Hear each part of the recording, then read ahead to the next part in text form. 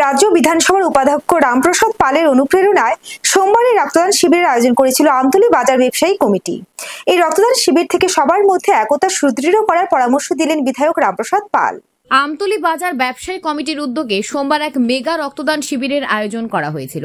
মূলত এলাকার বিধায়ক তথা রাজ্য বিধানসভার উপাধ্যক্ষ রামপ্রসাদ পালের অনুপ্রেরণায় বাজার কমিটির এই উদ্যোগ সত্যি প্রশংসনীয়।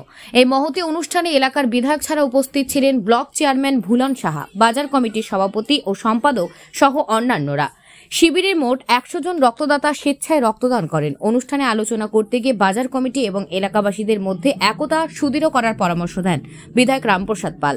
পাশাপাশি তিনি বলেন, সমাজের মধ্যে থাকতে হলে একে অপরের সহিত মেল বন্ধনে থাকা উচিত। সেই সাথে ধর্মের প্রতি যাদের বিশ্বাস রয়েছে তারা অবশ্য সকারাত্মক দৃষ্টিভঙ্গি নিয়ে কাজ করেন বলে অভিমত ব্যক্ত করেন উপাধ্যক্ষ রামপ্রসাদ পাল।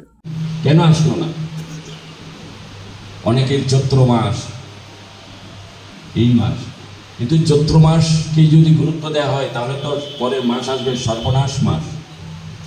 যদি আমি আমার প্রতিবেশীর জন্য এগিয়ে না যাই, আমি আমার এই বাজার সমিতির সাথে যদি আমি যুক্ত না থাকি, আমি যদি তাদেরকে অবহেলা করি, আমি যদি এই এলাকার জনপ্রতিনিধিদের প্রতি আমার আস্থা না রাখি, আমি যদি তাদেরকে গুরুত্ব না দিই, তাহলে কি হতে পারে? তাহলে চৈত্র মাসের বদলা সর্বনাশ মাস আসবে।